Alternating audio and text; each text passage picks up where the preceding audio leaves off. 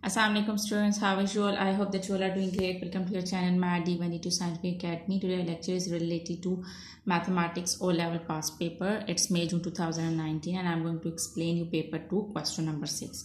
Okay, so question number 6 part 1 is solve the inequality 10 less than 3x plus 1 less than equal to 24. So students, first what we need to do is we have to multiply 3 with this bracket. We write down the inequality as it is, but we'll multiply 3 with this bracket. 3x are 3x plus 3 ones are 3 and less than equal to 24. Okay, now we have to make x as subject, so we'll move 3 to both sides. When 3 will come to this side, it will be subtracted from 10. And when 3 will go to that side, to the right hand side, it will be subtracted from 24. Okay, 10 minus 3 is 7 and 24 minus 3 will be equal to 21.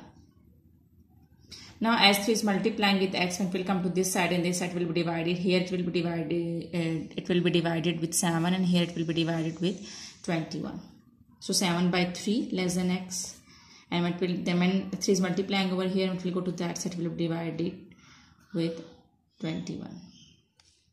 Okay, so 7 by 3 will be, you can write down 7 by 3 as it is. And less than equal to 3 7 is 21. Here you will write down 7.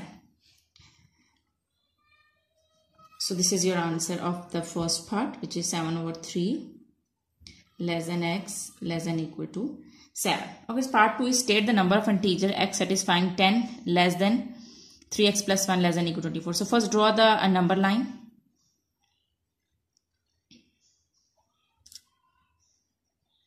Okay, so suppose 7 by 3 will come. Okay, we can find out that what is 7 by 3. We can use the calculator. 7 divided by 3 will be equal to 2.33. So 2.33, let's suppose it's coming over here. 2.33, then 3, then 4, then 5, then 6, and then 7. So here you can see that why I have written these numbers, because you know that the answer of the inequality is 7 by 3 x less than equal to 7. So all the numbers which are including within this range, okay, within 2.33 till 7. So we have to count that number. But here you can see that 7 by 3x, there is no equal to sign. Can you see this sign? This means that equal to sign. This is less than sign and this is equal to sign. So 7 by 3 less than x, it means that the number of the x is basically greater than this number and less than and equal to 7. So it means that the greater than this number and less than and equal to 7. So it means that this number is not included because equality sign is not given over here. So it means that this is not included. Now count the rest of the numbers. So the rest of the numbers are 1, 2, 3, 4, 5. So it means that it's written that state the number of integers. So there are total 5 integers which are coming within this range, okay, and we haven't included 7 by 3. So you will write down 5. So this is your answer. I hope that it's clear to you. Now let's move forward to B part. Okay, B part is, here you can see this graph. It's written that find the 3 inequalities which define the region shaded in the diagram. So we have to find out this region. Okay, the first, as you can see that the shaded region is above this x-axis. So it means that y is greater than 0. So it means that the values are greater than 0. So y is greater than 0 because it is, and you can see that it is in the upward direction. It is greater than x-axis. So you write down that the first inequality would be y is greater than x. Now to find out, now see this line and this line. Okay, because these 3 lines are, we have to find out the gradient of these 3 lines. Now this line, this line, this line, because we have to find out the inequalities which define this shaded region. Okay, so first when you see this line, it means that it is the shaded region is upward. It is more than x-axis. So we'll write down that y is greater than x-axis. Now let's what about this line and this line? So to find out what we need, to find out the inequalities, what we need to do is, and we have to make the equations. Okay, so for that, with the equation we can find out the inequalities. So you know that what is the equation? The equation is y is equal to mx plus c. So this m is basically the gradient. Okay, and what is this c?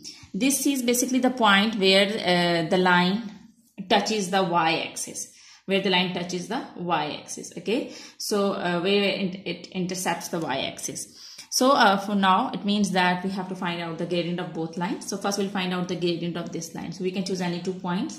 So for example, if I'm finding out the gradient of this line, I'll choose any 2 points, this point and this point. So here you can see that x and y, both axes are 0. And here the y-axis is 1 and x is also 1. Now to find out the gradient, you know that we can give this line 1. We can name this line with line 1 and we can name this line with line 2. So we are finding out the gradient 1. You know that what is the formula? y2 minus y1 over x2 minus x1. So we are finding out the gradient of the line 1. So this is x1 y1 and this is x2 and y2. Now we'll find out the gradient of y2 minus y1 over x2 minus x1. So y2 is 1 minus 0 over x2 minus x1, 1 minus 0. So your gradient would be 1. So your gradient would be 1. So now write down the equation of this line. So the equation would be y is equal to mx plus c. So y is equal to m, we have found that is x, and c where it touches the y-axis.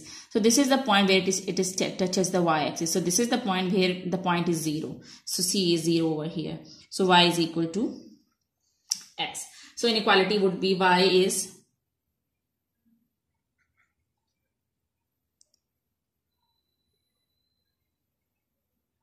less than and equal to x. So this is your inequality. Y is less than and equal to x.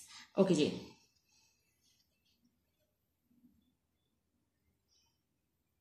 Now we have to find out the gradient of the second line. We have found this line. Now what about this line? Okay, this is line 2. Now we are going to find out the gradient of line 2. So here I'm going to solve the sum over here on this page.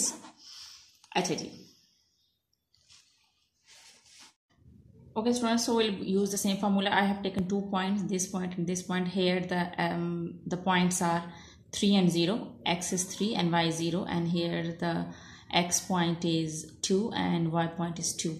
So I've taken the points and I have used the formula m is equal to y2 minus y1 over x2 minus x1 to find out the gradient. So I'll get 2 minus 0 and x2 minus x1 would be 2 minus 3.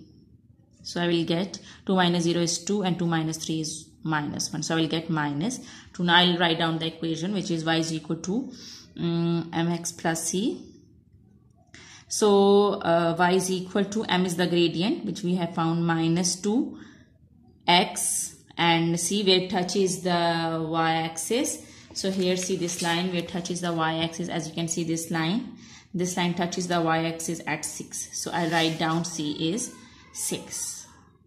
So now the equation is minus 2x plus 6. So the third inequality would be y is less than and equal to minus 2x plus 6. So this is your answer. And here you can write down equality sign because it's also equal to 0. So this is your answer.